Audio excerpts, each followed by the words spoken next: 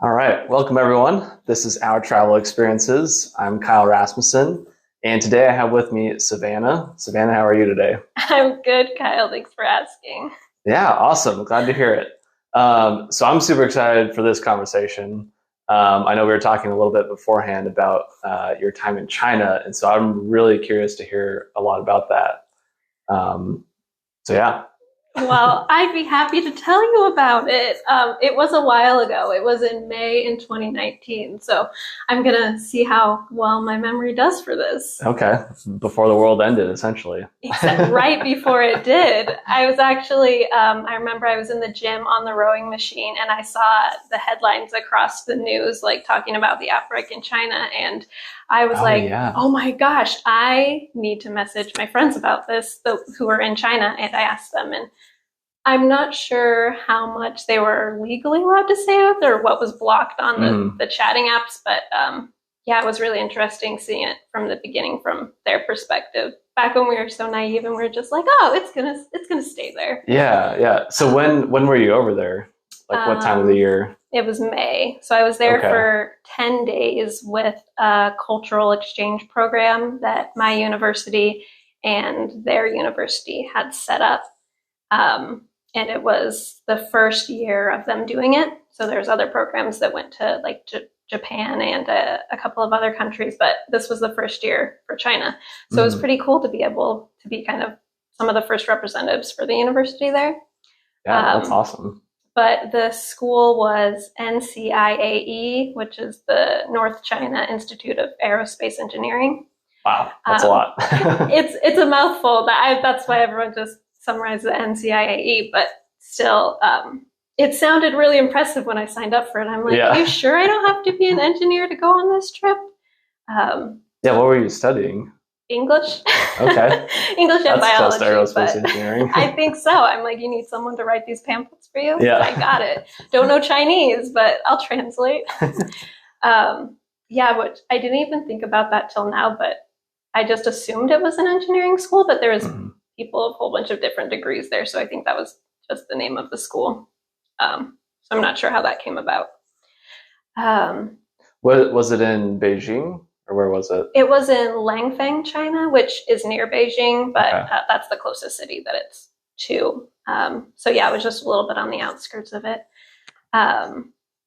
So I didn't originally sign up for that trip. I signed up for the Japan trip, but this one was an amazing experience to get to go on. So I'm glad that I said yes to that opportunity. So I don't even know how to begin to explain how crazy the prep for this trip was. Luckily, I didn't have to do that much of it, but the work that goes into getting a visa specifically for China, I've never done that much intense question. The questionnaire, it was like 30 pages long. Oh, geez. What were the questions? Well, it asked about all of my family members and past education and past work experiences and religious affiliations. And jeez. Yeah, basically they know everything about me now and my family, which I did not get their consent to put that information on the form, but I'm sure it'll be fine. It's been this many years now, so. Yeah. That's crazy. Jeez. I remember when I went to Russia, you had to get a visa to go there as well. And it was pretty intense. You had to fill out a bunch of documents and mail your passport to the embassy, and then they would do the visa and send it back to you. But yeah, it was like a whole 2-month process, I think. That's how ours was too. It was, and one of the professors who was supposed to go on the trip with us, her visa was denied it was some random reason. It was like she had gone on a religious kind of mission 5 years ago, and I don't know if they were worried she was going to try to prophesize to people or what, but she was denied, which I think it's funny because it was a Benedictine Catholic school we were going with. So, you kind of would think that, be like, oh, well, there might be some religious people on this. Yeah. But who knows? Ended up working out with just one professor who went with us. Dang, that's crazy. But it was 4 of us students and 1 professor. And we were meeting like 5 other of our professors down there. So it was a pretty small group, but then we ended up meeting a lot more of the professors down there. So it was a good time. Yeah, cool. So were you guys in classes all day, or did you get to explore outside of that? So it was a pretty intensive program there. Our days were kind of scheduled from like breakfast at 7 a.m. till you got to go back to our rooms at 6 p.m. So we had a variety of classes. They weren't like we weren't being graded on it or anything, but there was kind of just an understanding that you would understand it by the end, that you would you'd be able to use some of the language that they taught you and have a sense of the culture and the country, and just kind of what the school is about, which I really enjoyed, because whenever I go to someplace, I like to get a better sense of like everything that's going on. I mean, that's what you do when you travel. You want to get to know the culture and the people. And so it was kind of intense at times, but overall was pretty good. The hardest was definitely the language before. I don't know if you've tried to learn Chinese before. I'm scared to try. Yeah, me too. Even when you have like, you're in a room full of like 10 other fluent people and you're in there with 3 other students trying to learn. Yeah, it was impossible. I even did some Duolingo when I got back to try to keep what I had learned, and nope, everything completely out of my head. Yeah. So that was not ideal. But I feel like my brain's stronger because of it. It's always good to challenge yourself and make yourself think a little bit. Yeah, it was most definitely a challenge. That's one of the things I really enjoy about traveling is you're forced to be taken out of your normal comfortable life, and you got to figure things out, and maybe you can't speak the language, so it makes you work, which I think helps make you better as well as kind of keep you young too. Yeah, I would definitely say that. I know we talked a little bit before, but I've been feeling way too old since I haven't been able to go out and travel as much recently. And I'm like, it's the quickest way to make you feel young again, is just going out there and doing new things and meeting new people and doing things that make you a little nervous. So at least that's what I find to be true. Yeah, I think that's where you really grow, is going outside your comfort zone, doing something that makes you nervous, like a podcast, maybe. Like a podcast, yeah. Honestly, it's amazing looking back now after all these episodes. I mean, I was terrified on the first one, and I still get nervous, but it's way easier now. It's just crazy, like, to see all the growth.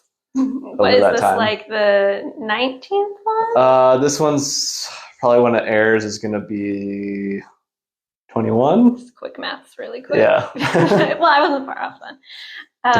Depends on the recording schedule and everything. So I was curious. I don't know if I'm allowed to ask questions. Oh yeah, this, for sure. But I love questions. You might have answered them before, but why podcast? What got you into this? Yeah, so I would say a few different reasons. One, I love to travel, and I wanted to share it with people. Solid reason. That was number one. I really enjoy podcasts personally. I listen to a lot of them. That's kind of my go-to, like at a gym or driving or flying or whatever. And I've listened to a lot of travel podcasts, and not to bash them, but I personally not to bash them, but a little bit to bash them. I personally don't like the really edited podcasts, and a lot of the ones I've listened to are very edited. It's very like non-conversational. Yeah. And I don't like that. So I wanted to do one that was very conversational, just 2 people talking or 3 people talking, and just see how it goes. So I really, honestly, I've done maybe in all these episodes, maybe like an hour worth of editing. Only an hour? Yeah. Wow. Okay. Most of that was on one episode where the audio got really messed up and I had to re-record some things. We'll see on this one. You're going to be like, oh, that was bad. That was a whole trash section. This whole one's going to be an hour by itself. but yeah, so I thought it's a fun way to share travel with people. I really want to inspire people to travel, and it also has kind of gone along with other travel things that I do. Um, I hate plugging this. I hate this self promotion, but I wrote a book. I heard that. I was going to ask about the book when it's coming out. What details can you spill to your listeners? Yeah. It's still a lot of stuff that needs to happen, but the deadline for it to be completely ready to go is supposed to be about mid-December. That's soon. So yeah, it feels like a long time, especially because it already has been over 8 months since I started it. That's not a lot of time in writing time. Yeah, true. For me, I'm just like, it should be done tomorrow. But there's a lot that goes into it. Your perfectionism is kicking in every day you're not writing it. Yeah. And are you self-publishing this, or are you? Nope. It got picked up by a publisher. Nice. Well, congrats on that. Yeah, thank you. And so, yeah, it's just kind of, this whole travel thing is kind of snowballed. I wanted to keep traveling a lot, and find a way to do more travel in my life. And so this podcast started, and the YouTube shows now, and the book. I'm writing another travel book, this time a novel, and hoping to expand into other things as well. Amazing. So it's going to be a whole conglomerate. That's the vision. I guess that's how you know you're on the right track, if things just keep snowballing in a positive manner. I mean, hopefully. So far, it's been fun. It's been good. I recently started making money on it, so that's exciting. It means it's working. Yeah, hopefully. Wow. So back to China. Back to China. Okay. So I know we jumped around a little bit, but what were some of the memorable moments there, or what was it like getting to China? Yeah, well, the flight alone, I don't remember the exact hours. I want to say it was like 17 hours on a plane. It was a lot. And I'd been on previous trips before. They were pretty long, but they were only like 7 or 9 hours. It was nothing like that. So it was fine, but I guess, like all long flights, you have to get used to not getting up and moving around as much as you'd like to. And I actually couldn't sleep for like any of it, despite how hard I tried. That's the same with me on any flight. I can't sleep. Yeah, I'm like, that's a good thing I downloaded like a million Netflix shows at that point. It really got me through the whole thing. Yeah. But what was really crazy is when we finally landed at the airport, there was no one there. Like, we got there was just like the one plane was our plane that landed, and there was almost like a ceremonial procession of people coming to collect us in the bags, like not just me, but like everyone on the plane. And I was like, this is so formal and professional compared to what you see when you fly in the US, and they're just like, get your bags out of here, get off the plane. But it was like, it felt like either they knew exactly who was on that plane and who was going to be there, or there was just like not that many planes that day or something. But either way, it was did really you fly into Beijing? Yeah, Beijing airport. Wow. I know. So I was thinking like, this is the biggest city that I can think of. There'd be tons of flights here, but that was not the case. And even when we got into the airport, like the customs area or something like that, not a single person. And weird. So like, it felt really odd because it was such a huge airport, but no one was there. And so what time of the day was it? It was nighttime. So I want to say we got there probably around 7, maybe 6, but it was still light out, but it was later at night. I just remember my phone says we got to our the hotel at like 10, but to me it felt like I'd been up for so many hours at that point. I had no concept of time anymore. I was just kind of like following our professor. I'm like, if she gets us there, she's a saint, because I just need to sleep. But yeah, so we went through customs. We got our fingerprints done. We like got our pictures taken. You had to do fingerprints? Yeah. Oh gosh. It was. I was like, be on your best behavior, and even then, I was a little worried. But Yeah, so that was fun. But then when got to the outer portion of the airport, there was lots of people. So I was like, they must just really get people through and get them on their way. So it was less kind of scary once we got to see the rest of the people. That's wild. Because I went to Hong Kong in 2016, I think, which is technically part of China. But you didn't have to do. Who you ask. Yeah, technically it's a Chinese territory, but we didn't have to do any of that stuff. I didn't have to get a visa. There was a lot of people at the airport. I didn't have to do fingerprints or anything like that. Because it's just a territory. They're like, yeah, it was crazy. Anyways. Wow. Sorry, go ahead. No, that sounds much more relaxing. It's weird. I got there and I was like, can I even drink water? Like, I don't know what's legal. Honestly. What was that like, being there, like maybe not knowing all the rules?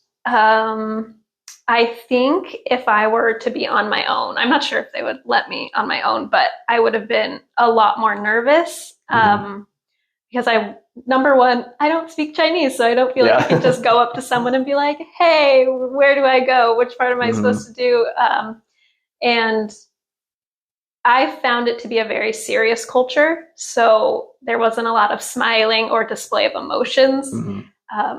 And I feel like I'm a pretty emotional person. I show a lot on my face. And so I feel like if I were to go up to someone and be like, I'm lost, they'd be like, okay, what do you want from me? Everyone was very, very nice. And they have such a huge hospitality culture that you could really feel everywhere. But in this particular airport incident, I did not feel that way. So, but then, like I said, once we got through everything there was a whole bunch of people afterwards. So I think it was just that area. But what did happen is our driver, who was supposed to come pick us up from the school, which was like 2 hours away by car, didn't show up. And so we'd be sitting there for like 2 hours at this point, waiting for him to show up. And I'm like, I'm so tired. I'm like, this is it. Like, I'll just sleep here. I'm not going to find anything. And anyway, lucky our professor was on top of it. I don't know how she found the guy or how she communicated to anyone, but she was amazing. And she got us into this van. It just kind of pulled up and they got out and they were like, are you the students for this? And we just stood up and said yes and got into an unmarked white van at the airport. Oh, that's safe. And my mom was like, you did what when you got to China? I was like, listen, I was so tired. I just got into that van. The man said he knew who we were. He said he had candy. It was fine. Yeah, I said, I'm hungry. I like candy. Throw me in the back. But hey, it all worked out. So that's what matters. Yeah, those are the stories that you'd tell your mom after you get back. Yeah, no, that was, I didn't have my phone there or like I just had a little bit of Wi-Fi and you actually can't use except for a couple of apps like WeChat, I think. Yeah, a lot of things are blocked there. Yeah, unless you have a VPN, which I did not. So like Instagram, Facebook, messaging, everything was gone for that 10 days, which was nice, but also like I can't communicate with anyone. Yeah. That's so wild to think like, a lot of things that we're used to every day, they don't even have them over there. Or it's all blocked. Yeah, completely. Which, it was really relaxing. I didn't have to worry about it, but not so great when your parents are wondering if you're alive at that moment. They just had to trust. They're like, in 10 days, we'll get a message and we'll know or not. Yeah. I know. I feel bad for at least my mom. I know she worries with me traveling everywhere. But you know what? I'm fine. Like, for the most part, I'm pretty smart and not doing stupid things. But that's good. You'll be like, Mom, listen, in the event that something does go wrong, I'll make sure it's a really cool story so people want to make a Netflix documentary about it and be like, that's how Kyle went missing. Yeah. Then you can at least like get some royalties off of it or something. I don't know. Yeah, I'm sure that's what she's concerned about. Anyway, so you finally made it to the school. Yes. So the past 2 days in China, there had been so much rain that it was flooded like up to your calves. Oh gosh. it was not, we knew that's what we were going into because our professors there, who were already in Beijing, had told us that was going on. But it still doesn't prepare you when you haven't slept in so many hours and you get out of a van and you feel like it's 2 a.m. and you're up to your calf in water. And it's just, listen, the next day was better. The next day was better, but they were very kind to us, and they had gotten us McDonald's because they were like, Americans, they're going to be hungry. Let's get them some chicken nuggets. And so I was like, thank you, but I'm vegetarian. Do you have any fries? Which they did. They were very accommodating. But at that point, I just wanted sleep. So yeah, that gel egg can be brutal. Yeah, it was not great. But we got lots of sleep, and then the next morning we were up at 6, and that's when we had our like house tours, or I don't know what they're called, house stays kind of, which I think was probably the coolest part of the trip. So we got out into we kind of like, it felt like we had a hotel, like an entire hotel just for us to stay in. Like, I think they're used to having a lot more people there, but the week we happened to be there, it was just our little group. And so it just felt like we're in this big, empty, like really beautiful hotel, and we're just on the bottom. So we'd walk out into this beautiful atrium. And this morning there happened to be like 10 other people there who looked very high level and official. And we're like, oh, good morning. Welcome. And so those ended up being the individuals that we went with our day trips, and they split each of us up into our own group, which I was nervous about because I like always having a travel buddy with me. I don't like being split up with a new person I just met. But luckily, I ended up being in the group that the professor went with, and nice. I've known her all my years I went to school, so I was like pretty comfortable with her. And then we ended up getting to go with, I believe she was the dean of the English department. And she was just right off the bat so nice and kind, and came up and gave me a hug and was like, you're my daughter for the day. So if you need anything, you let me know and I've got your back. And I was like, okay, like, nice. Wow, that's amazing. We'll see what I need today. Yeah. What can you get me? But we started off the day by going to her house, and it was a really nice house. And we walked in, and she had us take off our shoes and gave us each like our own new pair of slippers to wear around the house. So that was really fun of her. And then she had a group of students waiting for us to kind of spend the day together, and we played a whole bunch of ping pong, or table tennis as they call it. And let me tell you, apparently I don't know how to play ping pong correctly because they told me that I wasn't doing it right. But I did learn the proper technique, and now I'm a master at it. Oh, so, okay. Yeah, ping pong wars shall be had. But yeah, the students were super nice, and it felt like they had been preparing for our visit because they knew a lot about me. And like, one of the things that was really sweet is they knew, so I love sweets so much. I'm a huge sweets person, and I guess that's not really a big thing there. And so we went out to lunch, and they had special ordered like 5 different desserts for me to try while I was there. I know, I was like, I said I like desserts, but you didn't have to. So we got there, they had a huge round table, like you'd go into and have like a huge office discussion, but then it was all covered in food. And I think that was one of the coolest parts, is how they served food on that huge round table. They just swiveled the food all around. But this one was, that's actually really smart. Right? This one was automated, so it was like a carousel of rolling food in a circle, which was a little bit hard when you're using chopsticks and you're just trying to quickly grab something off of it. I think they loved watching us try to do that. I wouldn't get to have any food because I can't use chopsticks. You went to Hong Kong and you made it through without using it? Yeah, I was in Southeast Asia for 2 weeks, and I still can't use chopsticks. That's on your list of things to master next, how to use chopsticks. So hard. You can bring your own little travel pair of like little kids. Yeah. Like, don't worry, Practice I got ones. this. Yeah. But I got the hang of it. I'm pretty good with chopsticks, but they did offer us other utensils if we needed them. After they watched us struggle for a couple slippery pieces of thing, they're like, here, we got you a spoon. Yeah. I'm like, thank you. Thought I got this, but thank you. What kind of foods do they have? Endless food, really. They had a whole bunch of like sauteed meat and vegetable dishes, and elaborate displays of fruit. So, and fruit like I've never even seen before. There's of course like watermelon and some really other pretty things like that. But I actually loved getting to try the fruit there. So they had like lychee and mangosteen, and I'd never had those before, and they were so good. Like to this day, on my mind all the time, I'm just like, I want lychee so badly. Like it's just once you taste certain foods, you never want to not eat them again. Yeah. Is there any place here in the U.S. to get that? I assume. I mean, I think you can order anything online these days, so I could probably have it here in like 2 days with Amazon if I needed.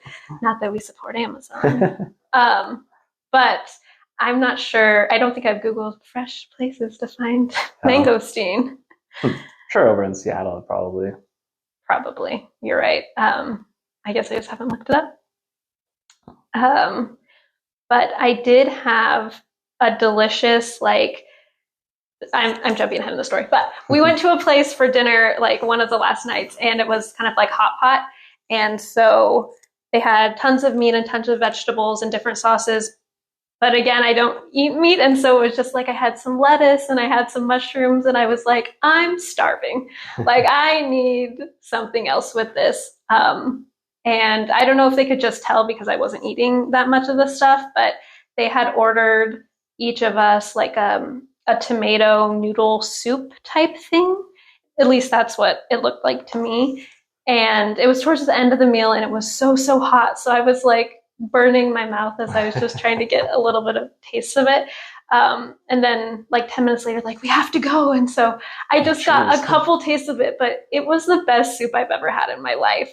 And to this day, I can't figure out what the name of it is. So I can't even try to recreate it or find it. And I even reached out to my friend who I made there, and he was like, I have no idea what you're talking about. I'm like, the red soup at the end of the meal, the red soup. And he was like, you've lost it, lady. And I was like, did I make it up? Like, was I thinking about food much? Yeah. So that was the most delicious and sad food experience. I guess, yeah. Yeah. That's funny. How were the desserts? Less sweet than I'm used to, of course, but America's the land of sugar, so I don't know.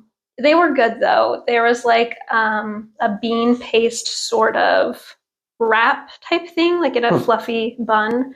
That was pretty good. They also had, I feel like the texture was kind of like caramel peanut brittly, like it was hard and then covered in kind of like puffed cereal type thing, but again, not very sweet at all. So I felt like I could kept sitting there and just like popping a whole bunch of them in my mouth. I'm like, no one else wants to eat these. Okay, fine. I'll finish this. And then they also had, she ended up gifting me like a whole gift bag at the end of that stay, but they had some like white rabbit candies and some different caramel flavored things. So they were mostly hard candies, though. I don't. There wasn't many like gummy type things there, but they were all pretty good. And I was just touched that they knew that I liked those things, and so they had gone out of their way to make sure that there was going to be something there that I would really like. Yeah, that's really cool. Okay, so I know we kind of jumped around a little bit there. Sorry, again. My bad. Okay, where do you want to go back to now? I feel like since we're on food, I should tell you about the start of breakfast. So they made sure that like they had all the meals planned already for us before we got there, which I don't know how they did this level of detail planning, but they were on top of it. So the first day we woke up and we were like, oh, I don't know where I'm supposed to find food before we do this. So all the students, they were when we first got there, they assigned us each 2 students to kind of like, we called them our handlers. They just like followed us around and helped us with anything that we needed. And then at the end of the trip, we ended up becoming really good friends. So it was really nice that they did that for us. But we were like, hey, where do we get food this morning? We're really hungry. And they're like, oh my gosh, come to the student canteen with us and like, we'll get you whatever you want. So the very first morning we got there, went to their huge cafeteria, and there was like, it was a cafeteria. So there's just like booths of food everywhere. Yeah. Not food that I was used to seeing, which was the best part, obviously. But they took us around to each one, and they got us like kind of like a rice soup type thing. It was a little bit sweet, but it was kind of milky. And then they also had something that it looked like a bean sort of soup that they would eat with these puffed up.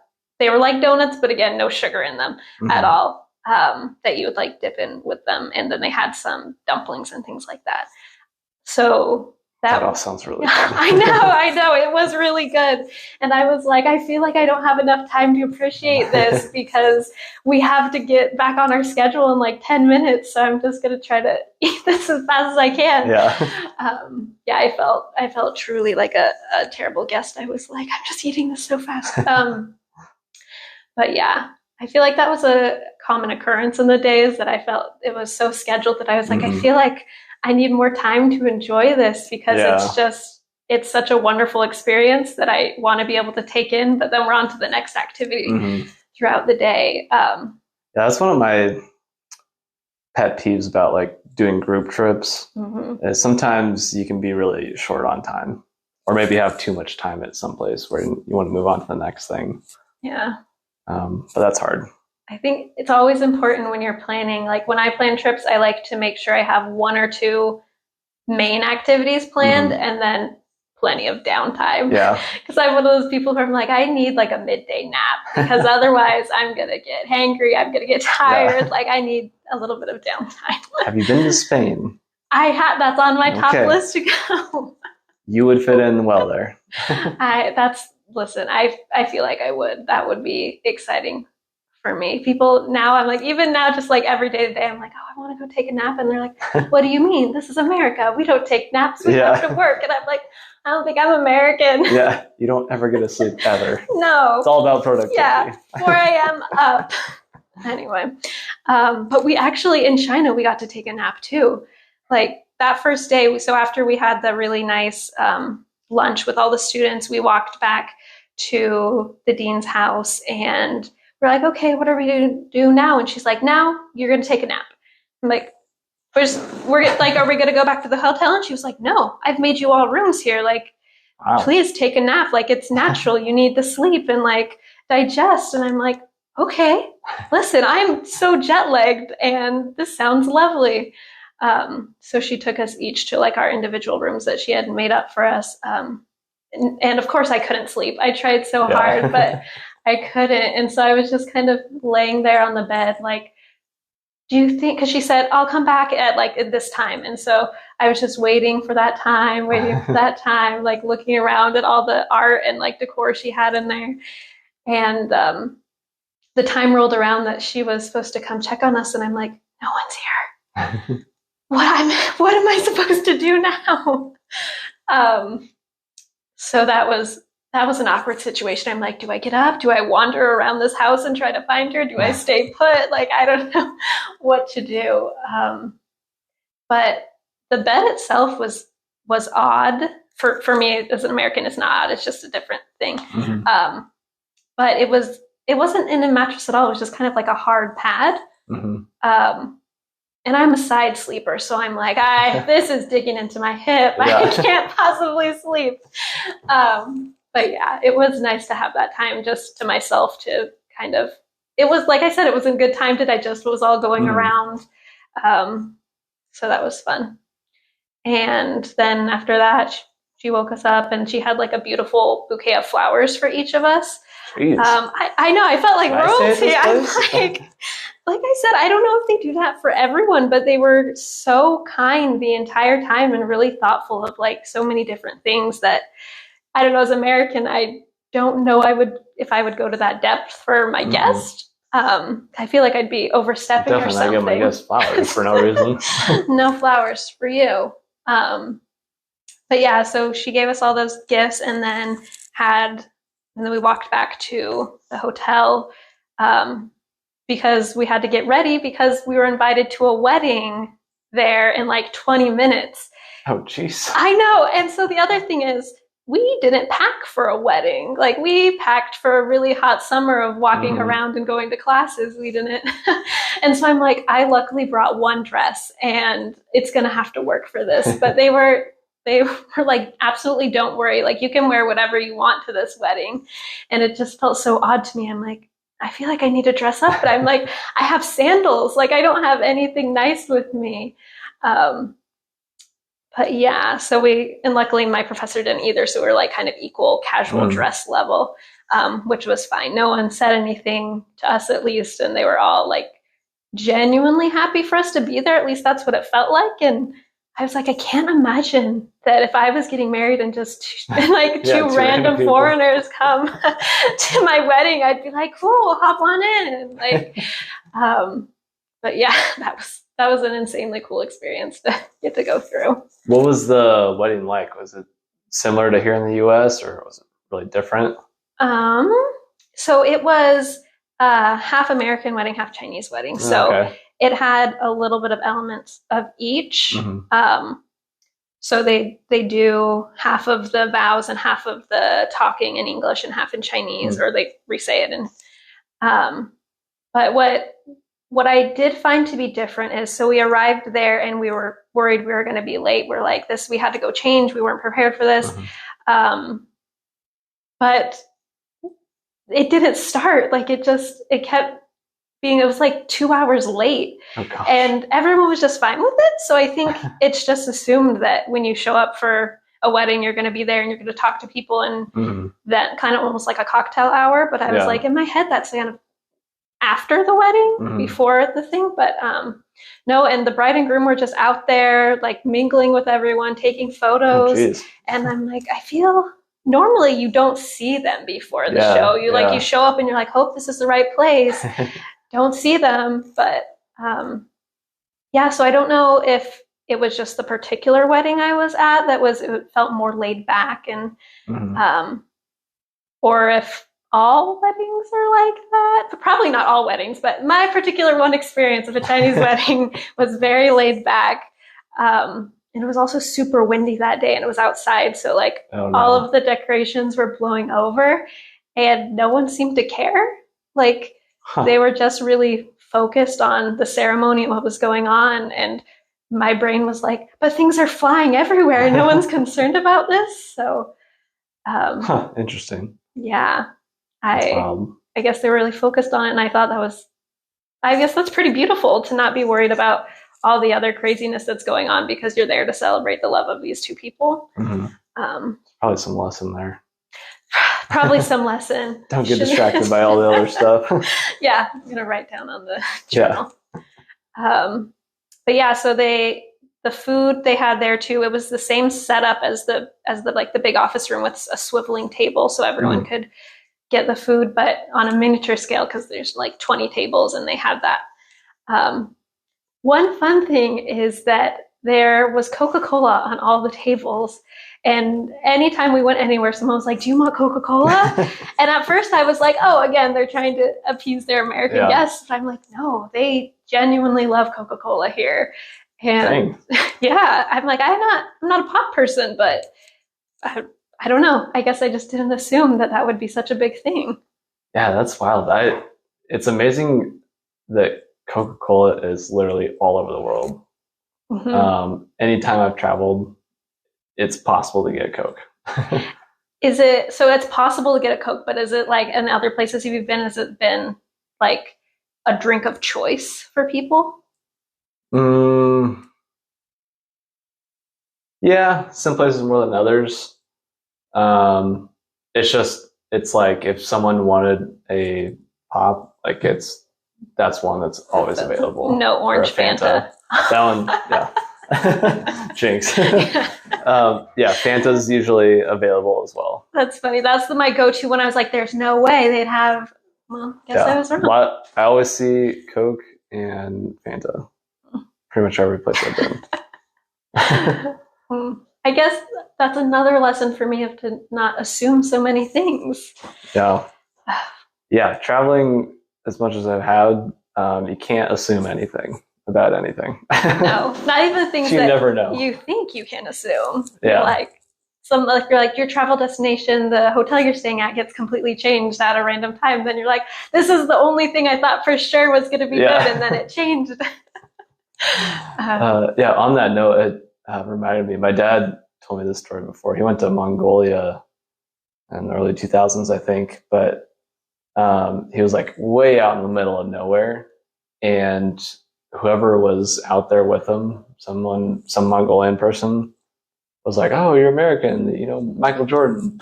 They're like way out in the middle of nowhere where like they would not have TVs or anything. Like that person knew who Michael Jordan was. Wow. And it's crazy like how things get around the world. I mean, this is not the same because obviously China is a thriving country, not in the middle of nowhere. I mean, sorry, Beijing is like a huge city, so it's like that's not the same at all. But they loved American basketball so much, which I'm not a basketball fan, so I'm not following it all. But they were like, the Lakers game is on tonight. We're all watching it. And I was like, okay, I'll be sleeping. I can watch the Lakers game if you want. And then afterwards, we all went and played basketball out on the courts. And I'm like, okay, like I'm not good at this either, but it's fun at 11 p.m. after watching the game to go out and play with anyway, I thought that was crazy. I didn't think, and they'd ask us, they're like, we know all these things for American culture. And it's like our day-to-day life. What do you know about Chinese culture? And I'm like, nothing. I feel so bad. I'm like, I've watched a couple of these movies and we have really terrible Americanized Chinese food. Does that count? And they're like, what? So I felt bad about that. Yeah, that's a lot of countries around the world, a lot of people around the world pay attention to American culture and politics and everything like that. And literally, if you ask anyone about any other politics or whatever, like we have no idea. We don't pay attention to anyone else's stuff. I know. And I feel bad about that all the time. Like, I guess that's one of the reasons I love traveling and like trying to get to know other cultures is I'm like, I feel so terrible all the time when I don't know any, like it makes you feel like you just don't give a damn. And I'm like, I want to be a person that gives a damn about other countries, Well, you get to see how it really is. I mean, the little that we do see on TV or whatever in the media, like that's one small piece of it. But like if you go there to the actual place, you see like that's not how it is at all. Like that's one small little thing that happens, but otherwise it's totally different. Exactly. And I think that was one of the reasons I was excited to talk about my time at China is because, after everything that went on recently, I feel like there's such negative things being said about the country. And sure, a portion of that may be true to a certain thing that's going on, but the rest of it's just so not. And you realize how many things aren't true and how kind the people are there. And like the main thing I took away from it is like, China was nothing like I expected and everything like I expected at the exact same time. And so it's just crazy that sometimes you can only have a certain worldview of things and it comes from your TV screen. Yeah. And it's just not the same. Yeah, that's just one small part. It's not all of reality. Yeah. And like you said, I mean, pretty much everywhere I've been, most of the people are super friendly and they're excited that you're there. They're excited to share their culture and everything like that. Like most people are not bad people around the world. No. And the small percentage that is like the likelihood that you're going to run into them, not very high. Yeah. Did you feel pretty safe over there? Yeah, I felt completely safe the entire time, but we also had the handlers with us the whole time. And like, I mean that in a kind way. Like they were legitimately there to make sure we got to where we were going. And like, they were students our age too. So we were just talking the whole time and it was really great. And then people knew when, like, so even when we spread out, like, on the weekends, we got to have our day trips. And so we would split up with our individual groups of students, and it's just like here, you get in your Ubers and you find your way to the same location, and everyone got there. And if you didn't, there was phones all the time to make sure where you were at and things like that. So yeah, I felt safe the entire time. And honestly, even like more safe, just because like everywhere we would go, people would stop on the streets, look at us, point, and say something, or want to take photos with us, or like, just because we're Americans in a new country. And like, especially outside of Beijing, like more in the suburbs area, you don't get a lot of that because all the tourists are in big cities. Yeah. So it was, I don't know, I guess I just felt like everyone was happy to have us there. Whether that's just me internalizing it or not, but I did feel safe. So yeah. Okay, cool. So was there any other like exciting or really memorable moments during the time there? So many. Okay. I feel like I've only gotten halfway through it. So I think there's so many cool parts. I can't say the coolest part, but I did get to see the Great Wall.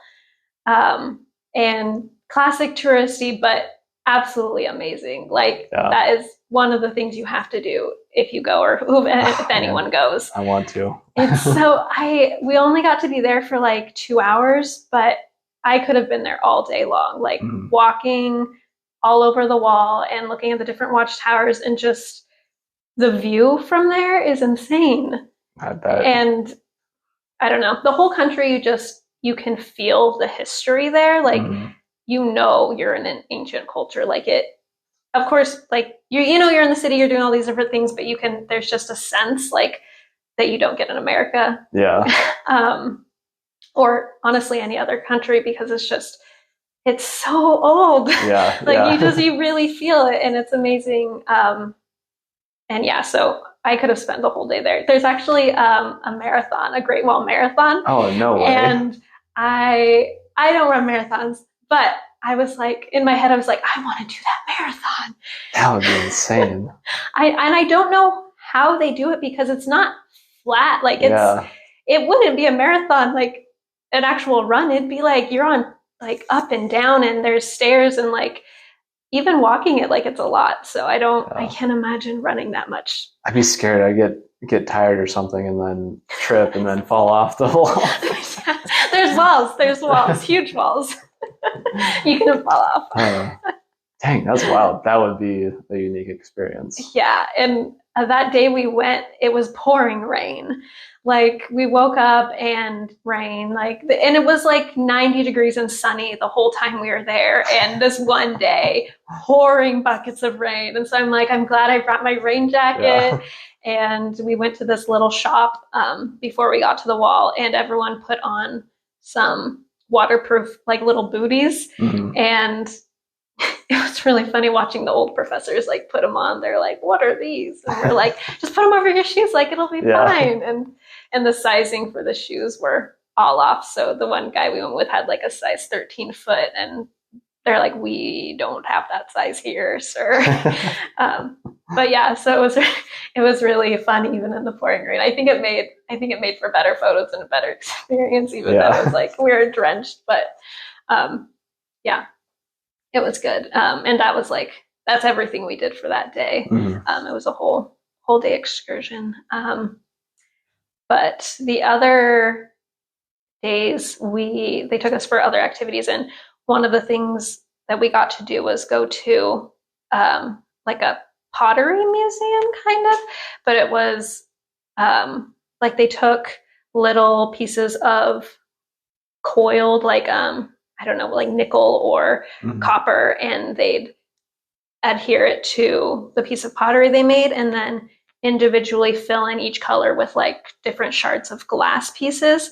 And then that gets fired. And so we got to go into the fire room, and like we saw the women doing all the different little things on it. And like it was gorgeous artwork. Like it was, and we got to see the museum. But yeah, it was interesting to me because in my head, I'm like, oh, if I want to learn a career, that's just something I'll go to school and I'll do it. And like, that's what I'm going to do. But in China, it's almost decided for you or something, but the women had so much love for that work. Like it's been handed down from so many different people. Like you could tell the detail of perfection that went into each piece. And I'm like, I could not learn how to do that so perfectly. Like the hours of training that went into making these beautiful pieces. It was, it was lovely.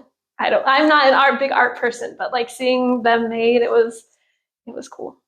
Yeah, it's amazing what people can do. I know with some of those like really detailed paintings or pieces of art, like I would lose my freaking mind if I tried to do that. Like the little one that's just like little dots that makes a whole image.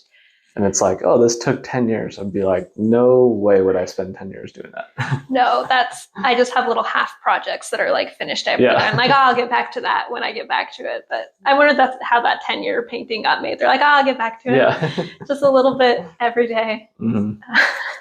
Yeah. It's amazing what people can do. But what other fun stories? Okay, so we went to the Forbidden City in Tiananmen Square. So that bit was a little controversial. That was actually, we were told not to bring that up while we were there. And we didn't, but a little part of me was like, I want to bring it up. I know. I want to ask so many questions, which we got to ask, like we asked some political questions. We asked things like that with just one-on-one with the students. And it was really good to hear their perspective on different things and, realize, I know this is like, they're just students just like us. They're just, I feel like people can be so villainized in the media and for things, but like, they're just regular students that have regular coursework and like have opinions and things like that. And so it was like, they're like, don't talk about things. And I'm like, that's not what the students would tell you. That's not what the people our age would tell you. That's what like the government wants to tell them. But anyway, it was a really fun time. So we went there, and I think that was one of the only places where I was like, wow, there's a lot of people here. Like it is packed. Because everywhere else I was just like, it just seems like the normal amount of people who would be in any city, but these really big touristy spots were packed. And for a good reason. Like it's gorgeous there. And I think we only walked a portion of the Forbidden City, but there were still so many things we didn't get to see. Like you could spend a week just looking at the different things there. Wow. Which I don't think I was fully prepared for like the things I was going to see, because I was like, there's another temple, there's another like castle, like all these different things that were built.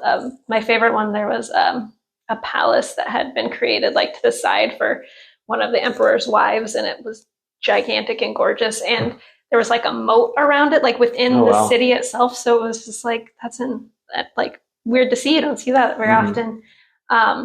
And then it had been burnt down. And so it was just like the remnants of this burnt building and it had a whole story that went with it, which seeing a temple and then the burnt down one was like, oh, that's kind of cool. Next to it. I don't know. Maybe that's just me, but So, I mean, like you said, something you're not going to see every day. Yeah.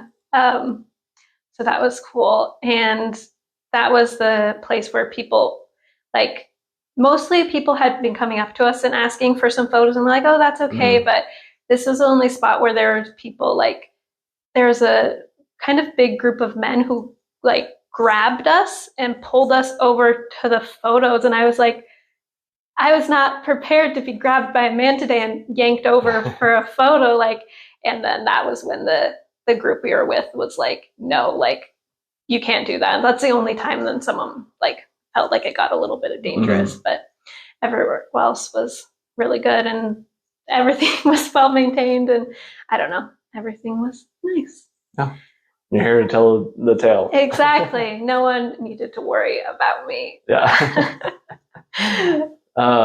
Any other moments you want to share about that trip? Being on a high-speed train. Ooh, how was that? Fast. I would hope so. Yeah, but the travel was like getting from place to place was just so easy, and everyone used the trains, and it Mm. was um, they didn't have any safety barriers or up, and like you would see here, like be a whole bunch of safety barriers, but everything was just fine, and it was like 200 miles an hour on this Jeez. train, and like I kept wanting to look at things as I went by, but I'm like, I just don't look out the windows. Like Yeah. this will be until it slowed down a little bit, and then it was fine. And you look out and you see like this perfectly, like it was a perfectly manicured bush, but that they had like engraved like a train onto it, and so it was like layered train art on the. I don't Oh, know. weird. I thought it was really cool. That just sticks in my memory for some Yeah. reason. Um, yeah, It's funny how like some of those weird little moments are the ones that you remember. yeah. Like you wouldn't think like that particular piece of Yeah. nature, but like after seeing the Great Wall, but my brain was just like that for some reason. It's really, really stuck. Um, I will say I loved all the food there, and they really made elaborate displays for us. Like every lunch, every morning, and every dinner, they had just like huge piles of food for us, and it was amazing. But I got Pizza Hut when I was there twice, and I was so excited about it. Like the first time, I was like, I just miss cheese and bread so much. Yeah. But I got a durian pizza, and I feel like durian gets a bad rap for a fruit because it's the world's smelliest fruit. But it tastes Is really that good like on a pizza. fact? Yeah. Oh, Yeah. So I'm learn like, something new every day. exactly. I'm like, I don't know how Pizza Hut down there is keeping everything down, Yeah. but like, yeah, it was really good. And I had ordered it, and I was like, do you guys want to try like this really good? And then one of the students we were with, he's like, I'm actually allergic to that. And I was like, oh no, like I didn't even think that, like, you don't hear any Americans being like, I'm allergic to durian. And I'm like, oh, good. Yeah. I'm glad I told you what was on the pizza before then, because I didn't want to poison you. Like, Yeah. imagine. So offline, you told me, you mentioned to me a little bit about the dumplings. So I want to hear more about that. Ah, the dumplings. Yes, I'm so excited to tell you about that. So I think that was like one of our last nights there. So it was like everyone was, well, okay, not everyone, me. I was a little emotional about having to leave the next day. So it was super sweet because it was kind of like a huge party that they invited us to with all of the students we had been hanging out with the whole week and our professors that were there and then other professors that we met. Um, and so we walked up these steps to this like really lovely school building that again was super empty. And so I was like, why are all these buildings empty? I'm not quite sure. Like I had seen so many people around campus, but I guess whatever that section was used for special occasions. I'm not sure. But we got there and they had like 3 different chefs and a whole bunch of tables set up. And we walk in and they said, we're going to teach you how to make dumplings tonight for dinner. Oh, wow. And I was immediately so excited because I mean, I don't know if you love dumplings, but it's I do. definitely I'm not sure who doesn't. They're so good. Yeah. Um, Uh, so they had already made the dough and they had already made the filling, but we had to put them all together. So they brought us around one table and there's like 50 of us around this table. And so um, they get out like a tiny ball of dough and then teach us how to roll it out in a perfect circle, which I ended up trying it and it's not as easy as they made it look to get it in a perfect circle. yeah, I Um, bet. but we got a lot of testing done in that section. I don't think they were very happy with a lot of the ones that I ended up making, but regardless, they tasted fantastic once they cooked them and brought them to us. And then they had a whole bunch of other tasty treats that they brought to go with it. Um, but Yeah, well, yeah, as long as they taste good, that's the important part. and I feel like that's the thing I really took away from it is I definitely didn't take away the proper technique. Like I try, but there's no way. I do like the folding and they're like you have your 2 thumbs and you just kind of press into it and I could never get the technique right for that. But what I learned is not a like even the ones they did, the professionals, they didn't look that pretty, but they still tasted amazing. So I didn't feel too bad about it. But when I got back to the States, I was super excited. And I swear, like the first week I got back home, I was like, listen, family, I'm going to make you these dumplings because they're the best things I've ever tasted. And I can't get them anywhere else. So I'm just going to have to make them. And they ended up really liking them too. So now, like once a month, that's something that I have to make just because it's just a great treat to have. No, that's cool. Yeah, that's I wish I had picked up more cooking on my travels, but I guess not. But alas, it wasn't in your travel plans. Yeah, yeah. But I do remember when I was in Taiwan, I went to this this restaurant had been recommended to me by multiple people, and so I went there and I had the best dumplings I've ever had in my life. Do you know what was in them? It was pork, Okay. but it just melted in my mouth. It was so good. I think that's how you know if it's a good dumpling, if you don't even have to try to really chew it. Yeah, it was amazing. I was just by myself in this restaurant with, weird this weird looking white guy um in this restaurant by myself, and I'm just like over there freaking out like, oh my god, these are so good. Sitting there making oohing and ahhing noises as Yeah. you're eating these. Not with chopsticks though, because you couldn't do that. Yeah, no. I still cannot figure out the chopsticks, so it's a skill I gotta work on. Yeah, I mean, I think they made us one pork one, and then they made me like a vegetable egg type of one, and so obviously Mm. that's the only one I ate. But they were both. The other people said, of course, the pork ones were delicious, and I loved the egg ones. So I feel like if you just put the right seasonings in it, it doesn't Yeah. matter too much. I know that's like sacrilegious to say if someone's going to listen to it, be like, what do you mean it doesn't matter what you put in them? But I just always do like a mix of vegetable or tofu or whatever just sounds good, and then Hmm. mix in the spices, and it turns out good. Yeah. I mean, I would definitely eat an egg one with some veggies in it. That sounds really good. We'll have to plan a time I can make you some dumplings. Yeah, that'd be cool. It'd be fun to get a good group together and just like we all make a dish from our different travels. We'd have international cooking night. Yeah, that'd be fun. You can put that together, put it on the Instagram, and have a call for everyone to come around.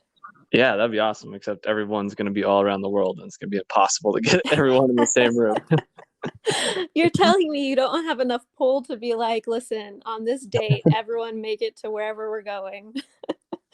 I mean, hopefully someday, but not right now. Long-term goals. Yeah, yeah, definitely.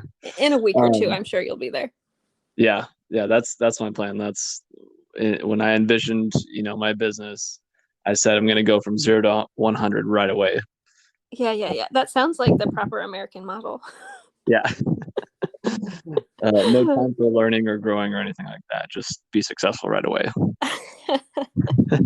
That's the goal. That's what I think in my head when I'm planning something is I'm always going to be successful 100% of the time right when I begin. No learning curve. Yeah. Goodness. So you said you had one more story, is that right? Yeah, I know. I was going back and forth. I'm like, I have here's the thing. I feel like I have to mention it because it felt like such an important part. So when we like almost every meal we went to, there was a little bottle of alcohol on the table. And the first day I was like kind of curious. I'm like, okay, like what is that? I've noticed like it was there at breakfast and then it was there again at lunch. And I was like, okay, what's going on here? And one of the professors who had been there for a couple weeks at this point, and he was like, oh, you're gonna want to try that. I was like, I don't know why you're saying it that way. Should I be concerned? Um, so he opens the Probably. bottle, and um, it's called. I don't know if I'm gonna butcher the pronunciation of, but Baiju, Okay. which is it's a type of not like a hard alcohol wine mix, but I was trying to find the exact alcohol by volume ratio and I was looking it up. I couldn't get the exact one, but they gave like it said 30 to 120% ABV. And what? like I don't know if you like a regular vodka in America is like 40%. And so this alcohol was way over that. So I open the bottle and I go to give it a smell. And before it gets like anywhere near my nose, I am just hit with so much, like my eyes start watering my nose. I'm like, no. I'm like, is this poison? Like if I take a drink of this, I might legitimately die.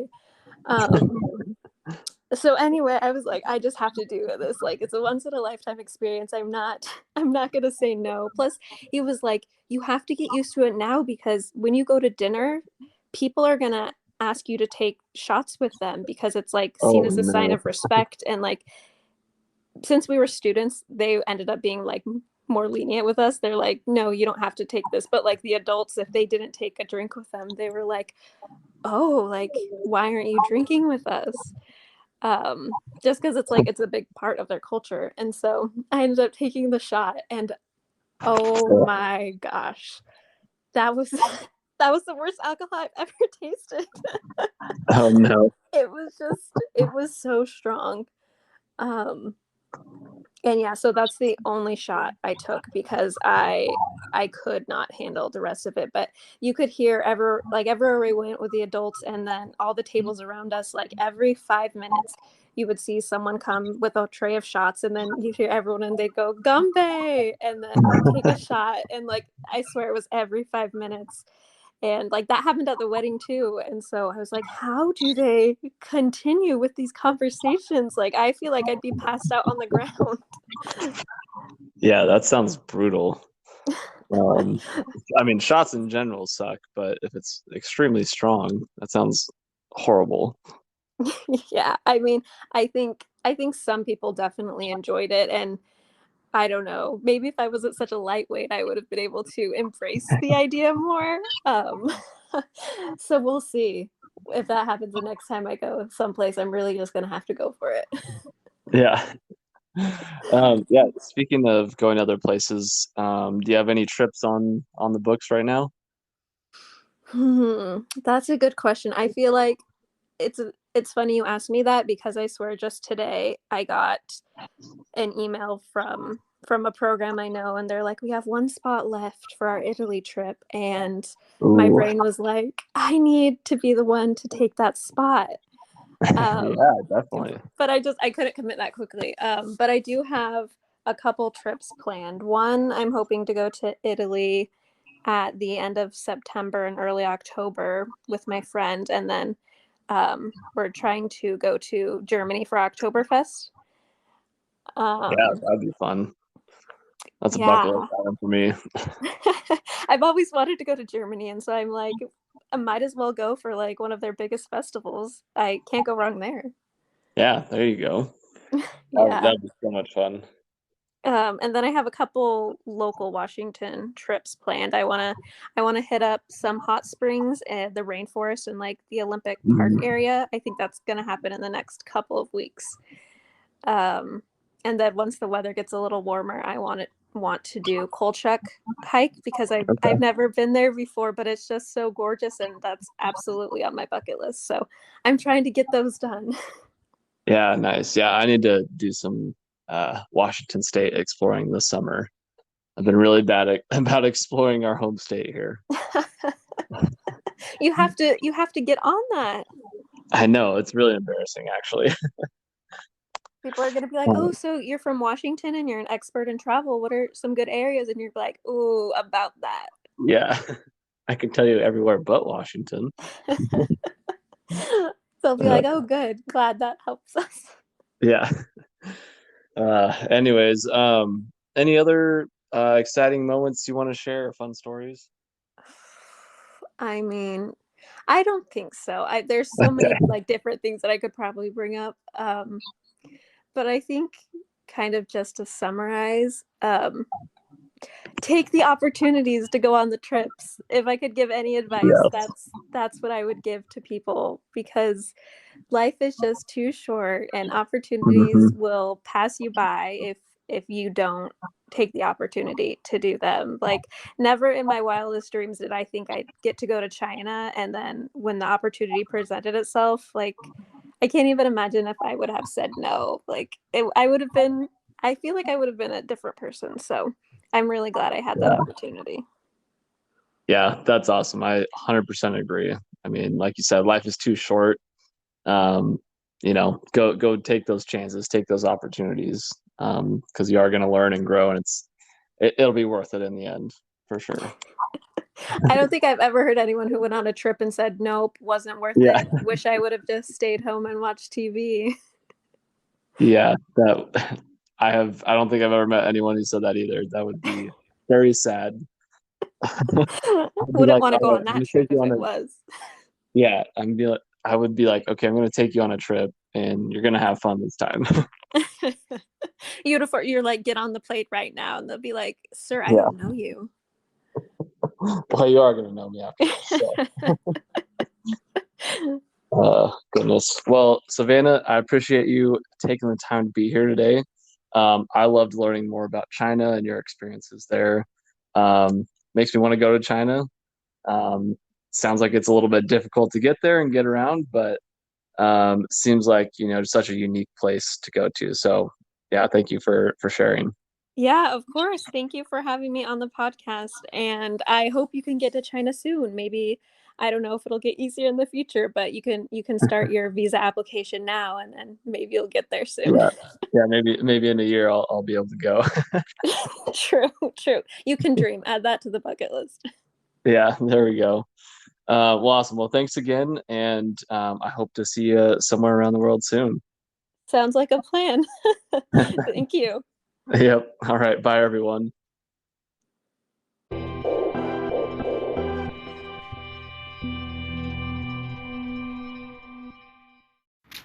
Hey everybody, Kyle here. If you enjoyed today's show and want more, you can always check out every episode on Spotify and Anchor. And now you can also listen on YouTube. Links are in the description below. If you want to see my travel pictures as well as travel pictures from guests on the show, you can check them out on Instagram. The page is called Our Travel Experiences Podcast. And if you want to share your own pictures on the Instagram page and or be a guest on the podcast, you can message me via that Instagram page or email me at ourtravelexperiences@outlook.com. I would love to see your pictures and hear about your travel experiences. And if that isn't enough for you, make sure to check out my new show, From Around the World Fridays. Every Friday, I'm taking 5 to 10 minutes to discuss one specific travel topic, whether that be questions I get from listeners, sharing some souvenirs that I've bought over the years, or discussing one particular city or country that I've been to, and so much more. You'll be able to listen to that via Spotify and Anchor as well, and be able to see the video version, which I'm really excited about, on YouTube. So check it out. I promise you won't be disappointed. And thanks again for listening, and I will see you around the world soon.